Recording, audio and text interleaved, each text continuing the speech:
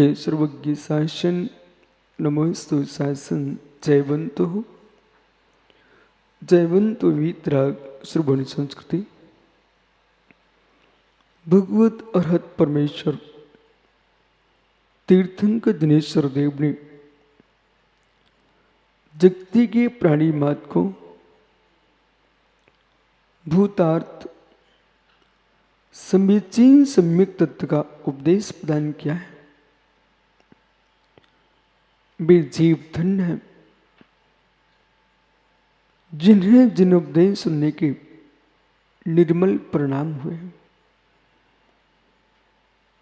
इस जीव ने कोटि कोटि भव ऐसे निकाल दिए हैं जिसमें सुनने की सामर्थ्य नहीं थी। कोटि कोटि भव ऐसे निकाले हैं जिसमें सुनने की सामर्थ्य ही नहीं मिली। यानी विकलेंद्रिय हुआ, तीन इंद्रिय हुआ।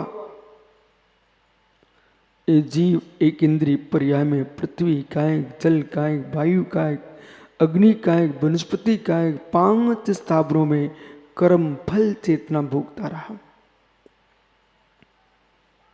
मालूम जीव नहीं सोच पा रहा है कि कितना सुकृत पुण्य का तीव्र उदय है कि तुमको सुनने की सामर्थ्य मिली है। कौन क्या बोल रहा है, कौन क्या चर्चा चल रही है, उस जीव को सुनने ही नहीं आया आज तक। तब आपको बोध होगा कि मेरी कर्ण इंद्रिय की कितनी कीमत है। वे जीव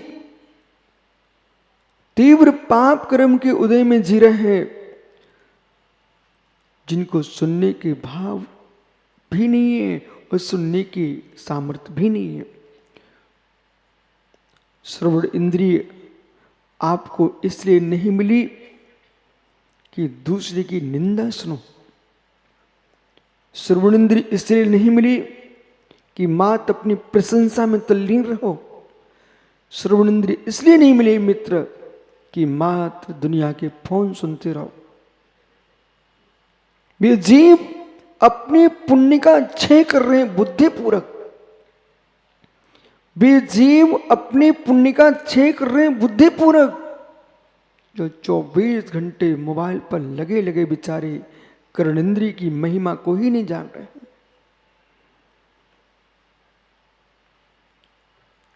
शायद आपको नहीं मालूम है कर्णेंद्रिय की शरीर में कितनी कीमत है। भगवान जिनेन्द्र देव की दिव्य धुनी सुनने का सामर्थ्य ओल किसी को है तो कर्णेंद्रिय वाले जीव को है। इसे कर्णेंद्रिय के बल पर तो सम्यक दर्शन प्राप्त करते हो।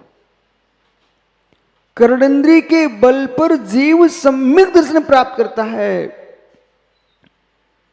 मिथ्या दृष्टि जीव मंडप के बाहर घूम रहा था। उसके कानों में अचानक शब्द पड़ गया कि तत्व क्या है और दूर क्यों जाते हो। रितेश भाई, तुम्हारे मंच में सुब्रत सागरी बैठे, इनसे पूछो इनको कर्णेंद्रिय ने क्या फल दिया। जैसे आज ही रायपुर में प्रवचन था, इंदौर में रीगल चौराहे पर प्रवचन चल रहा था चातुर्मास में। ये भैया मात्र बाहर घूम के देख रहे थे क्या हो रहा है। आदित्य सागर मात्र बाहर से देख के जाने वाले थे। वो सोचते कि होता क्या बोल रहे, सुनो तो एक मिनट के लिए। हे मित्र, कितने त्रियंच प्राणी जिन्होंने प्रभु की वाणी सुनकर के एक वीतराग निर्गंत मुनि का उपदेश सुनकर के सम्यक दर्शन प्राप्त कर लिया। और मुनियों के लिए मित्र कितने जीवों ने महामृत प्राप्त कर लिया। ये ताली बजी तो किसके बल पर? ये तालियां आपने बजाई हैं, ये हाथों के बल से बनाई। इन हाथों में ताकत तुमको कहां से प्राप्त हुई? कर्णेंद्रिय से तुमने सुना है, उससे तुम्हारे अंदर उमंग उत्पन्न, उत्साह जागृत हुआ, तब तुम्हारे हाथ हिलने लग गए। और कहीं आपने इतना अधिक मोबाइल का प्रयोग कर लिया, कर्णेंद्रिय तुम्हारी नष्ट हो गई। अंतिम श्वास का समय आएगा तो समाधि की बेला होगी, तो मित्र के पहले तुम कान फोड़ चुके हो, अब नमोकार कैसे सुनोगे? नमोकार कैसे सुनोगे?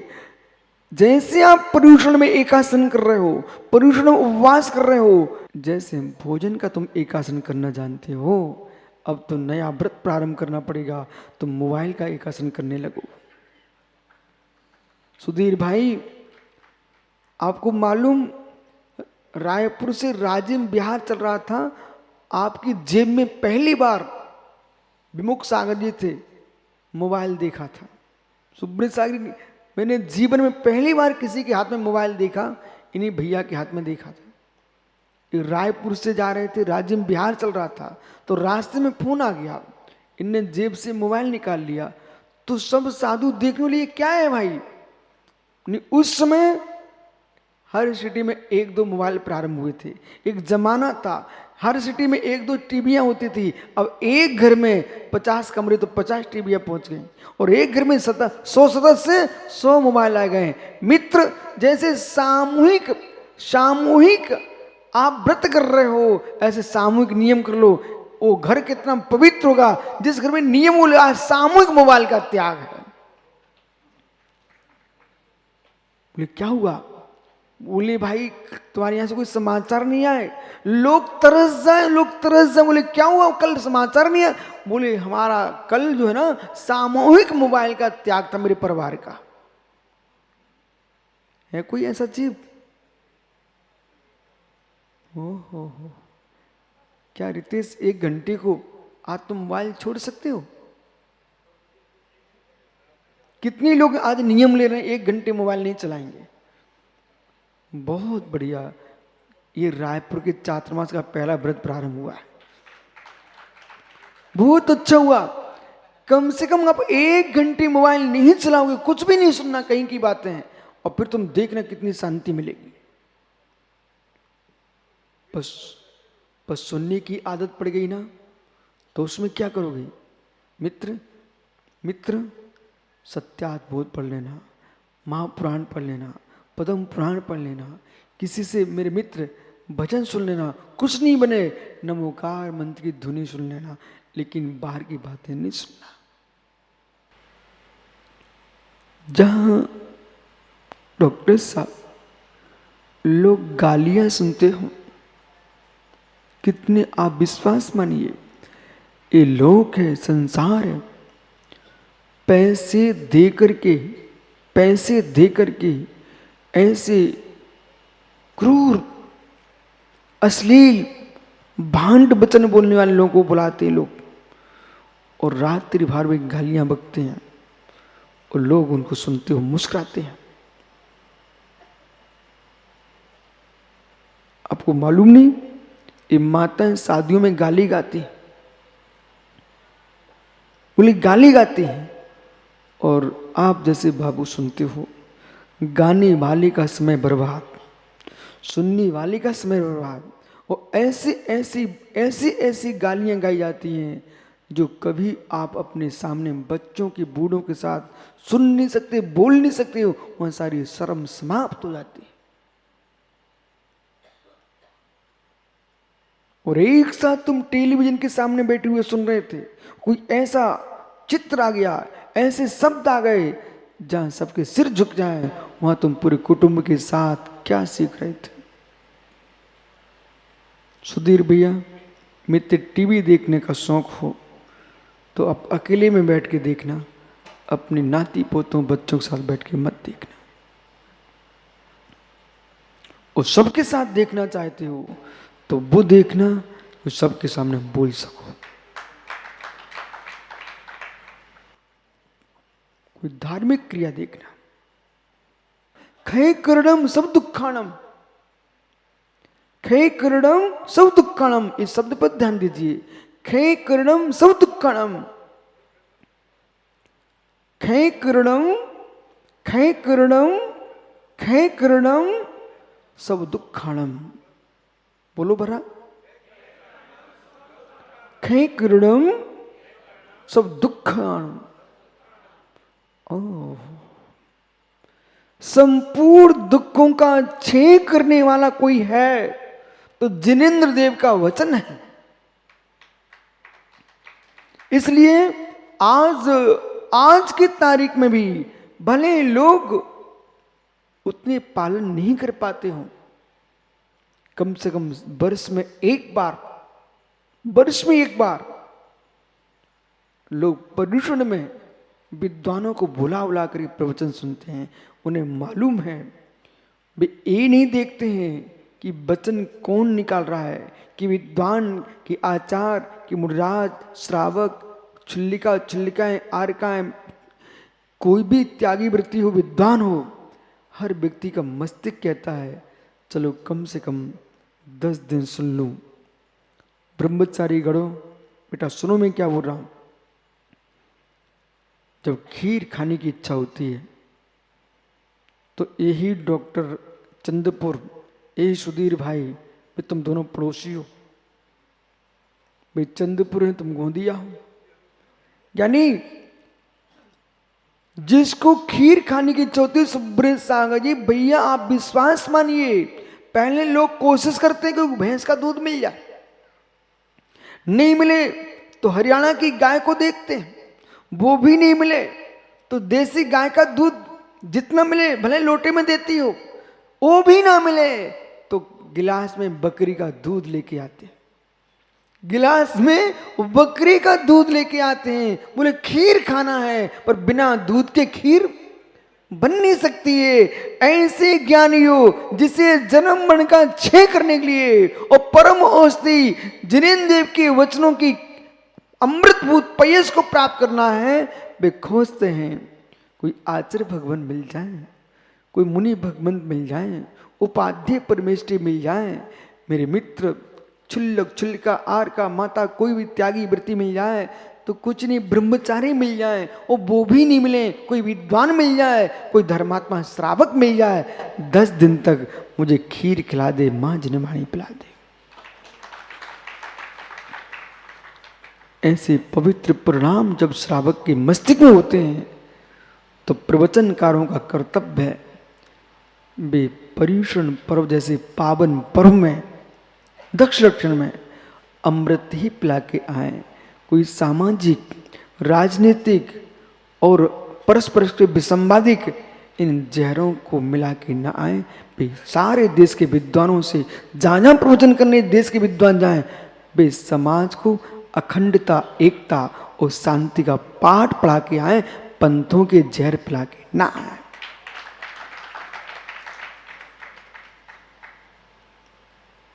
पंथों के जहर पिला के ना आए। संसार में जितने पर्व होते हैं वे खाने पीने के होते हैं, पर तुम्हारा जो पर्व है आने वाला, वो मित्र बाह्य त्याग के साथ आंतरिक त्याग का पर्व है। वो त्याग का ही पर्व नहीं है, ग्रहण का पर्व है।